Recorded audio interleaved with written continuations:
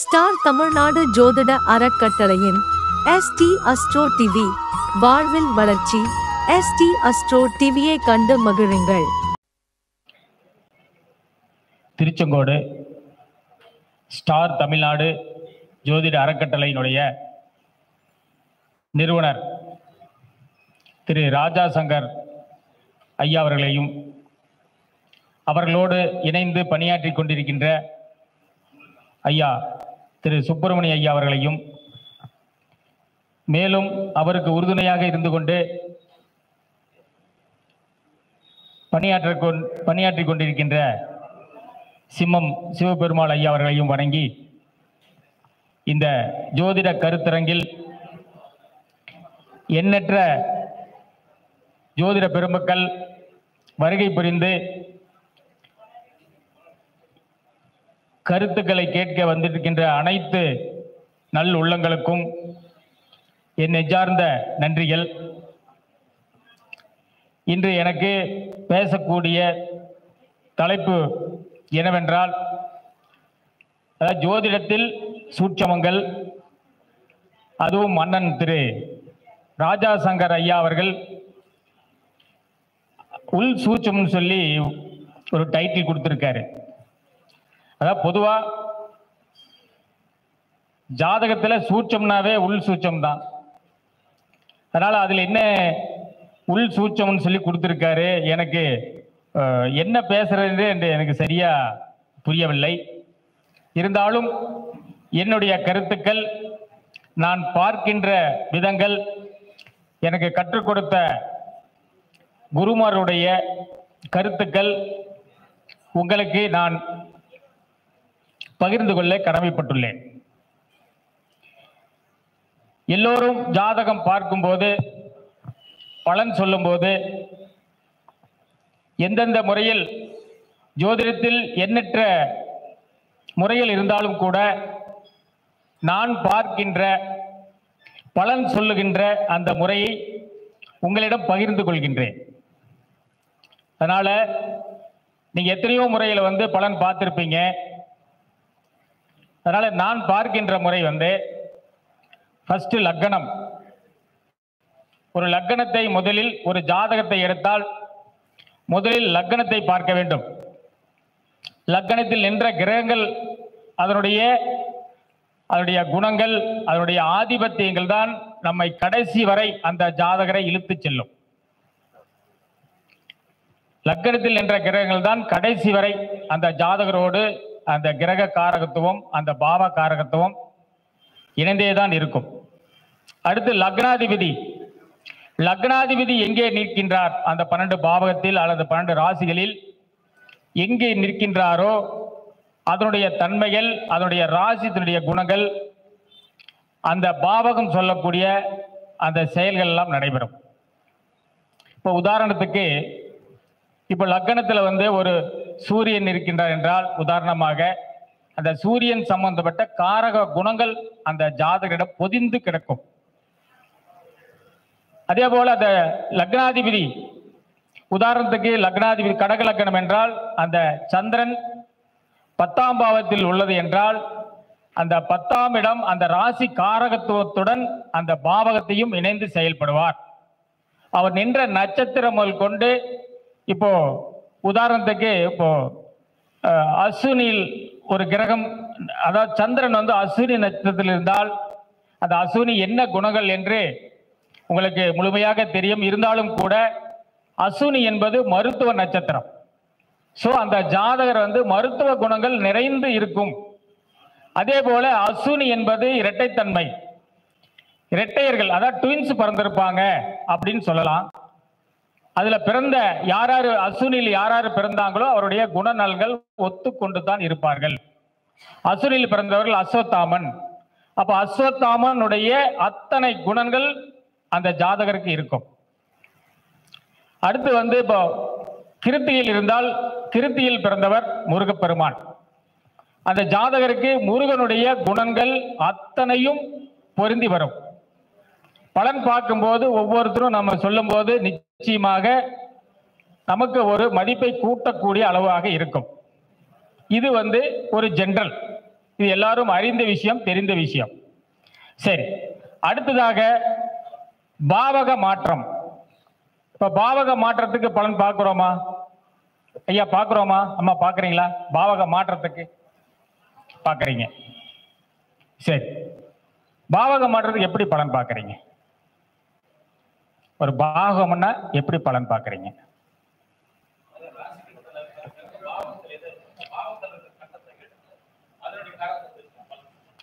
இதுதான் சரி. பொதுவா பார்க்கறது இல்லை. பொதுவா என்ன பண்றாங்கன்னா, அதாவது ஐயா மாதிரி இருக்கிறவங்க, ரொம்ப அனுபவம் வாய்ந்தவங்க, அக்கா மாதிரி இருக்கிறவங்க, பூங்குடி அக்கா மாதிரி இருக்கிறவங்க எல்லாம் அந்த ராசி சக்கரத்துல பாவக மாற்றம் அப்படின்ட்டு கீழே சின்னதா ஒரு வரி இருக்கும். சோ அது யாருமே நாம மைண்ட்ல வச்சுக்கவே மாட்டோம். அங்கேதான் பிழை இருக்கின்றது. சோ பாவக மாற்றம் என்றால் அதையும் பார்க்க வேண்டும். ஒரு உதாரணத்துக்கு, இப்போ ராசி சக்கரத்தில் 7ஆம் இடத்தில் ஒரு கிரகம் இருக்கின்றது. அது பாவகத்தில் 6ஆம் இடமாக பாவக மாற்றத்தில் இருக்கும். அப்போ 7ஆம் இடத்தில் என்ற கிரகம் திருமணத்தை நடத்தி கொடுக்கும் இல்லைங்களா? 7ஆம் இடத்தில் என்ற கிரகம் அந்த திருமணத்தை நடத்தி கொடுக்கும். அதோட நம்ம வேலை முடிஞ்சுது. அப்ப பாவக மாற்றம் ஒன்று இருக்கும்ல, அதுக்கு என்ன பலன்? 6ஆம் இடத்தில் இருந்தால் திருமணத்துக்கு பின்பு சில சங்கடங்கள், வழக்குகள், வம்பு. 6ஆம் இடங்கிறது சந்தேகம். 6ஆம் இடங்கிறது சந்தேகம். அப்ப திருமணத்தை நடத்திய பிறகு கணவனோ மனைவியோ சந்தேகப்படுவார்கள். அப்ப சண்டை வரும். சண்டை என்ன வரும்? வம்பு வரும், வழக்கு வரும். 6ஆம் இடங்கிறது பிரிவினை. அப்ப திருமணத்துக்கு பின்னாடி பிரிவினை வரும். 10 நாள் கூட இருக்க மாட்டாங்க, 10 மாசம் கூட இருக்க மாட்டாங்க. ஆனா நாம சொல்லணும், என்ன சொல்லணும்? இது மாதிரி 6ஆம் இடத்தை 7ஆம் அதிபதி 6ஆம் இடத்தில் பாவக மாற்றத்தில் உள்ளார்கள்.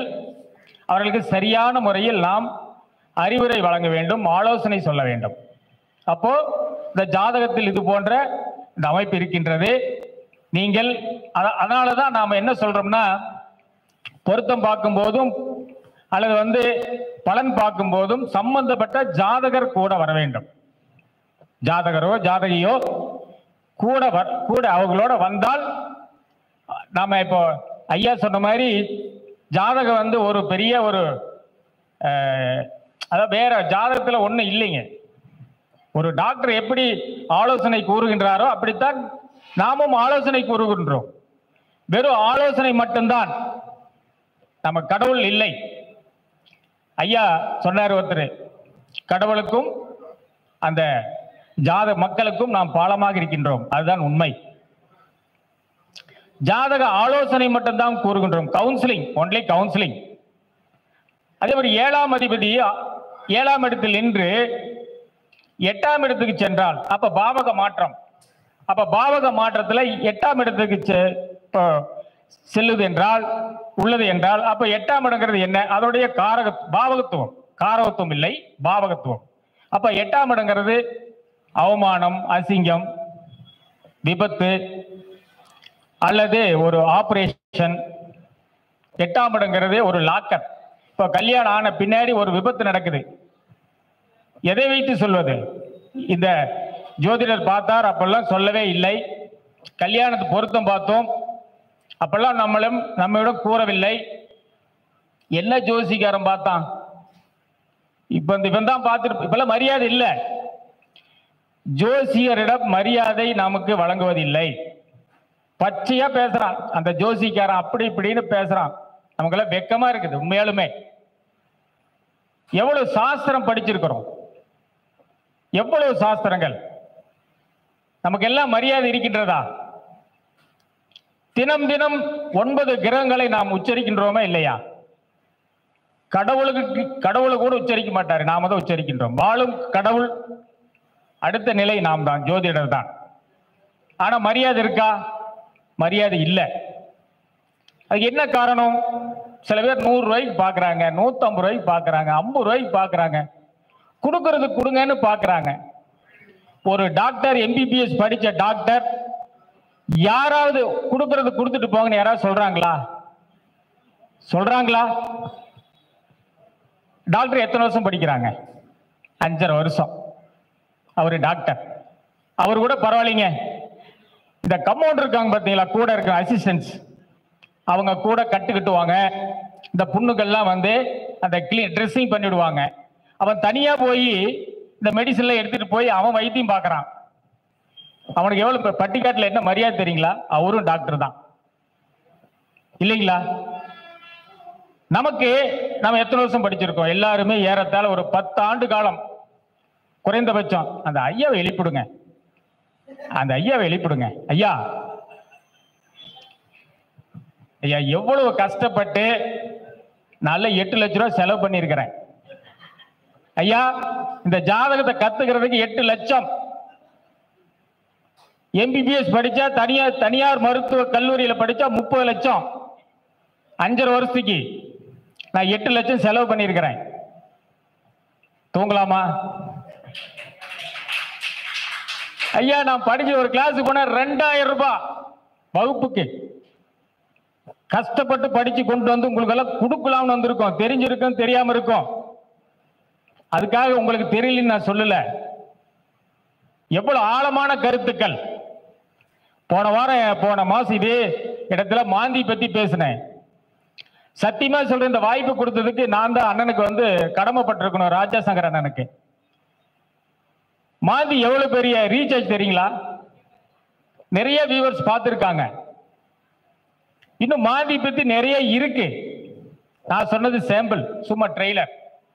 எனக்கு கொடுத்த நேரம் வந்து நான் 2 மணி நேரம் கொடுத்தா கூட சொல்லிடுவேன். எனக்கு ஒன்றும் மறைச்சு வைக்கணும் அவசியம் எனக்கு இல்லை. நாளைக்கு எல்லாம் இருப்புங்கிற நியதி இல்லை. சோ இன்று இருக்கும் வரை பிரபஞ்சத்துக்கு, மக்களுக்கு, யாருக்கு சொல்றோம்? நம்ம ஜோதிட பெருமக்களுக்கு சொல்றோம். நம்ம கூட இருக்கிற அண்ணன் தம்பி அக்கா தங்கச்சிகளை நம்ம சொல்றோம். அவ்வளவுதான். அப்படிதான் நான் வந்து ஒரு கூட்டத்தில் பேசும்போது நான் நினைப்பேன். யாரையுமே 3வது நபர் என்று நான் நினைக்கவே மாட்டேன். அப்படி நாம ஒவ்வொரு விஷயங்களும் கத்துக்கொண்டு வருகின்றோம். 10 வருஷம், 15 வருஷம், நிறைய 30 வருஷம் கூட. அந்த போன தடவை கடலூர்ல இருந்து ஒரு ஐயா பேசினார், மாந்தி பத்தி தான். மாந்தி எத்தனை மணிக்கு போன் பண்றாருன்னா 12:37 போன் பண்றாருங்க நைட்டு. இந்த விவேக் படத்துல ஒரு டவுட்னா கேளுங்க, என்னன்னாலும் கேளுங்கன்னு சொல்லுவாங்கல்ல, அப்படி 12:37 வந்து எனக்கு போன் பண்றாரு. நான் எப்பவுமே நான் ஒரு பஞ்சாயத்துல ஒரு 2 பீரியடா தலைவராக இருந்திருக்கோம். எனக்கு நைட்ல வந்து போன் பண்ணுவாங்க. நான் என் பெட்லயே, என் கட்டிலேயே வந்து நான் போன் வச்சிருப்பேன். ஏதோ ஒரு ஆபத்து இருந்ததுன்னா கூப்பிடுவாங்க. ஒரு காவல்துறையோ 2 வீலர் போகும்போது பிடிப்பாங்க, அல்லது ஏதாவது ஹாஸ்பிட்டல் சம்பந்தமா ஏதாவது ஒரு ஹெல்ப் கேட்பாங்க. எங்க ஊர்ல இருந்து கூட நண்பர் வந்திருக்காரு, அவருக்கு தெரியும் சரிங்களா? அவர் வந்து இன்னைக்கு வந்திருக்காரு நம்ம ஊர்ல இருந்து. அவருக்கெல்லாம் தெரியும், என்னை பத்தி தெரியும். இதை வந்து கட்டுக்கதை கிடையாது, உண்மை சரிங்களா? அப்படி நான் போன் பண்ணும்போது 12:37 போன் பண்றாரு. நான் டக்குன்னு எடுத்துட்டேன், ஒரு ரிங்கில் எடுத்துருவேன். யாரோ அவசரத்துக்கு போன் பண்றாங்க, ஒரு ஆபத்துக்காக போன் பண்றாங்க அப்படின்னு பார்த்தா கடலூர் இருந்து ஜோதிடர், அவர் பேரு என்னமோ பேர் சொல்லி கூப்பிட்டாரு. நான் தூக்க வரையில் அரை தூக்கம். அப்ப சொல்றாரு, ஐயா நீங்க மாந்தி பத்தி பேசுனீங்க, சிறப்பா இருந்தது அப்படின்ட்டு.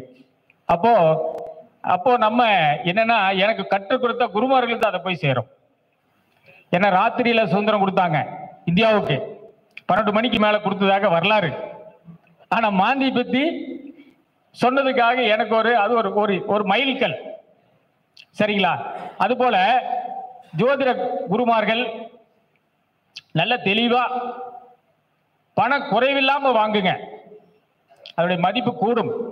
இப்ப நிறைய பெரிய பெரிய ஜாம்பவான்கள் வந்து சரி நிறைய 5000 10,000 வாங்குவாங்க. உண்மையே சந்தோஷமா இருக்கு. 20 நிமிஷம் 25 நிமிஷத்துக்கு 5000 10,000 வாங்குறாங்க சரிங்களா? வாங்குறாங்க, சந்தோஷமா இருக்கு. ஆனா புறம்படக்கூடாது.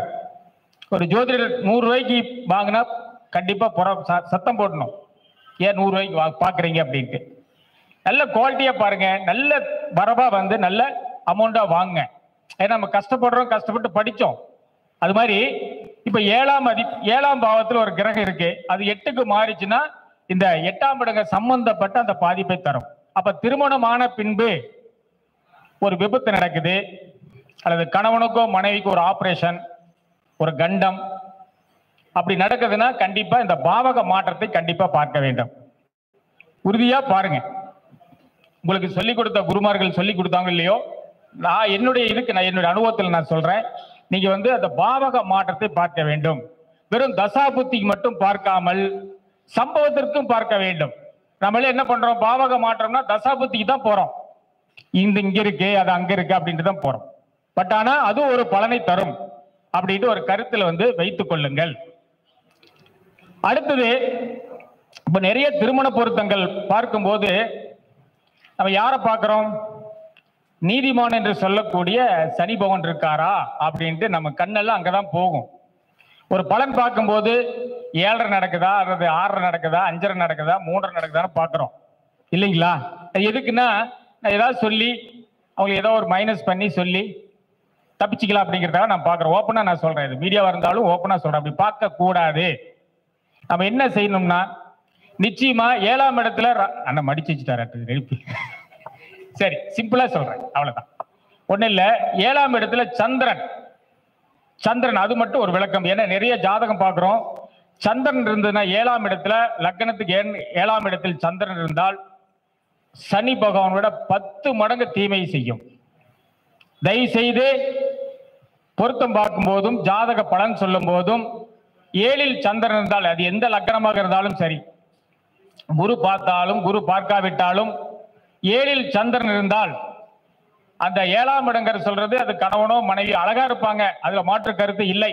நல்ல அழகா டிப்டாப்பா இருப்பாங்க, ஊரே மெச்சும் அளவுக்கு இருப்பாங்க. ஆனா சந்திரனுடைய இன்னொரு காரகத்துவம் அவமானம். சனிக்கு மட்டும் அசிங்கம் கிடையாது, சந்திரனுக்கும் இருக்கு. சந்திரன் மாற்றம் மட்டும் இல்லை, ஏமாற்றம் கூட.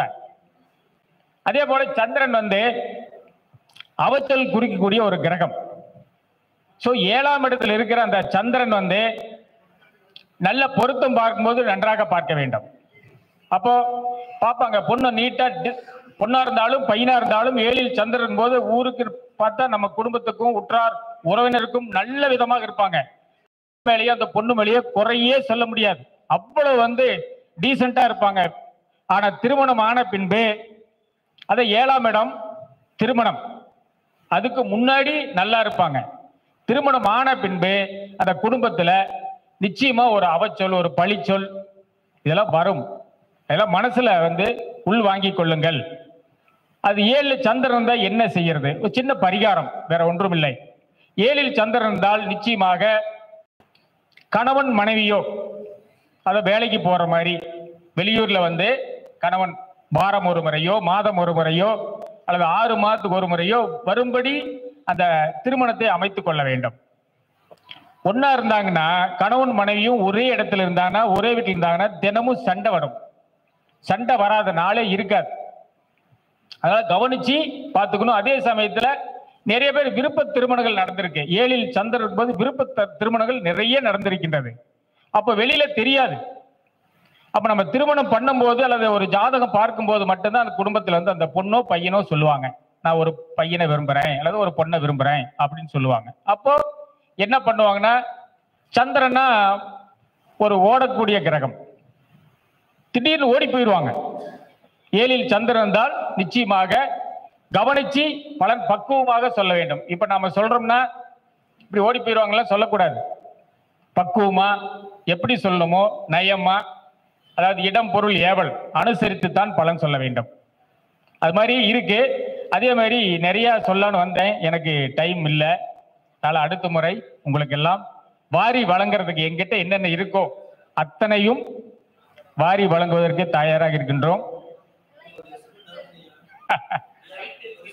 அப்புறம் சொல்லுங்கய்யா.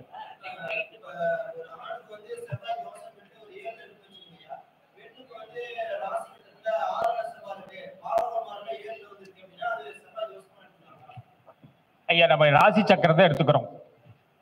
அதான் குணங்கள் எல்லாம் ராசி சக்கரம். ஐயா, அவங்க செயல்பாடுதான் பாவக மாற்றம். என்னதான் இருந்தாலும் ராசி சக்கரங்கிறது குணங்களை சொல்லக்கூடிய அந்த கட்டங்கள். சோ 7ல சந்திரன் இருந்ததுன்னா 7ல செவ்வாய் இருந்து நிச்சயமா செவ்வாய் தோஷம் தான், பாவகத்துக்கு பார்க்க கூடாது. ஆனா இந்த பிரச்சனை வரும். 7ல செவ்வாய் இருந்தால் தோஷமே. அது குறிப்பா தோஷமே கிடையாது. தோஷத்துக்கு, செவ்வாய் தோஷத்துக்கு நிறைய விதி விலக்குகள் நிறைய இருக்கின்றன. நம்ம எல்லாம் பாக்குறது இல்ல. நம்ம பார்த்தா கூட ஒத்துக்க மாட்டாங்க, கிளைண்ட் எல்லாம் ஒத்துக்க மாட்டாங்க.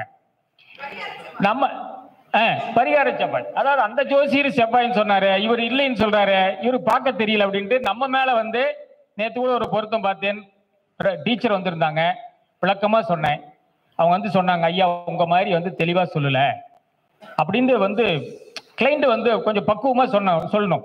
அப்ப நான் கேட்டேன், நீங்க 100 ரூபா 50 ரூபாய்க்கு பாக்குறீங்கம்மா பொருத்தம், அப்புறம் அவர் வாழ்வாதாரம் ஒண்ணு இருக்குல்ல. இப்ப நான் அரை மணி நேரம் 1 மணி நேரம் பாக்குறேன்னா எனக்கு நீங்க 500 ரூபா 1000 கொடுத்தா தான் பார்ப்பேன், இல்லைன்னா பார்க்க மாட்டேன். 100 ரூபாய்க்கு 50 ரூபாய்க்கு இருந்தா வேற ஆளை பாத்துக்காங்க அப்படின்ட்டுருவேன். சோ அவங்க வாழ்க்கை தரத்தை நிர்ணயம் பண்றதுக்கு நமக்கு உண்டான அந்த தட்சணை கொடுத்தா தான் பார்க்க முடியும், இல்லைங்களா ஐயா? நம்ம வயிறு ஒன்று இருக்குல்ல. அதனால அந்த செவ்வாய் தோஷம் ராசி சக்கரத்தை மட்டுமே பலன் சொல்லும். ஓகே, நன்றிங்க ஐயா. இன்னைக்கு ஒன்று இல்லை, இன்னைக்கு வந்து முதல் முறையாக நம்மளுடைய எஸ்டி சேனல்ல இரவு 8 மணி முதல் 10 மணி வரை ஐயா நடுவர், தனக்கோடி ஐயா நடுவர், தனம் கோடி. ஸோ நிறைய வந்து ஐயா வந்தா கோடிக்கணக்கான பணம் வரணும். இன்றைக்கு வந்து இரவுல வந்து அக்காவும் பேசுறாங்க, பூங்குடி அக்காவும் பேசுறாங்க, நிறைய ஒரு குருமார்கள் வந்து பேசுறாங்க. 2 மணி நேரம் தசாபுத்தியும் அதாவது பட்டிமன்றம், தசாபுத்தியா கோச்சாரமா அப்படின்ட்டு எனக்கு நான் எந்த சைடுனா நான் வந்து கோச்சாரம் குட்டி குட்டியா போயிட்டு வர்றது. தசாபுத்தின்னா அது பெரிய பாறாங்கல்லு ஒன்னாச்சுங்களா, பெரிய மலை, திருச்சோடு மலை மாதிரி பெரிய மலை. கோச்சாரங்கிறது சின்ன மடு, சின்ன சின்ன குன்றுகள். ஐயா இப்ப சொல்லிடுறேன், சபைக்கு முன்னாடி சொல்றேன், எங்களுக்கு கோச்சாரத்தை பக்கம் தான் தீர்ப்பு சொல்லணும். ஓகேங்களா?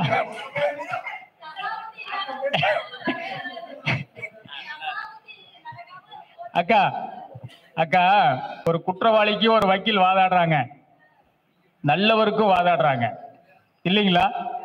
நல்லவருக்கும் அந்த வக்கீல் வாதாடுறாரு.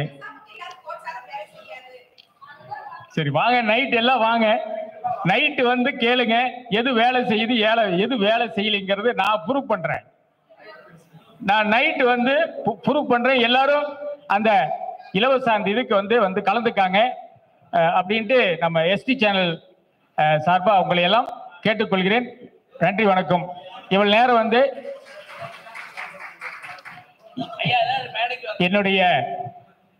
என்னுடைய பெயர் வந்து ஈரா பழனிசாமிங்க. நான் திருச்செங்கோடு தான். வெற்றிவேல் ஜோதிஷ வித்யாலயம் என்ற அடிப்படை ஜோதிட வகுப்பெல்லாம் நடத்திட்டு இருக்கேன். போன முறை வந்து ஐயா அண்ணன் சொன்னார், சிபாரிசு பண்ணாரு, ஐயா நடத்துற வகுப்பு நல்லா இருக்கும். அதாவது ராஜா சங்கர் ஐயாவும் கிளாஸ் நடத்துறாரு, இருந்தாலும் எனக்கு வந்து அந்த பப்ளிக்ல தனிப்பட்ட முறையில சொல்ல, நம்ம கூட்டத்துல வந்து ஐயா நடத்துற வகுப்புல கலந்துக்காங்க, அருமையா இருக்குன்னு சொல்லி சொன்னாரு. ஆனா ஐயா சொன்ன வாக்கு உண்மையாலுமே 32 மாணவர்கள் வந்து இன்னைக்கு படிக்கிறாங்க, 3 வாரமா படிக்கிறாங்க. அதுக்கெல்லாம் வந்து உங்களுடைய ஆசீர்வாதமும் ஒத்துழைப்பும் இதுதான் காரணம். நானே ஆச்சரியப்பட்டேன், 32 பேர் வர்றாங்கன்னா சாதாரண விஷயம் இல்லை. இருந்தாலும் எல்லாத்தினுடைய அந்த ஆசிகள் தான் அந்த மாணவர்கள் வந்து படிக்கிறாங்க. ஐயாவுக்கு உண்மையாலுமே நன்றிங்கண்ணா, நன்றி. என்னுடைய ஃபோன் நம்பர் வந்து 63 693 533 67ங்க. 6369353367. நன்றி, வணக்கம்.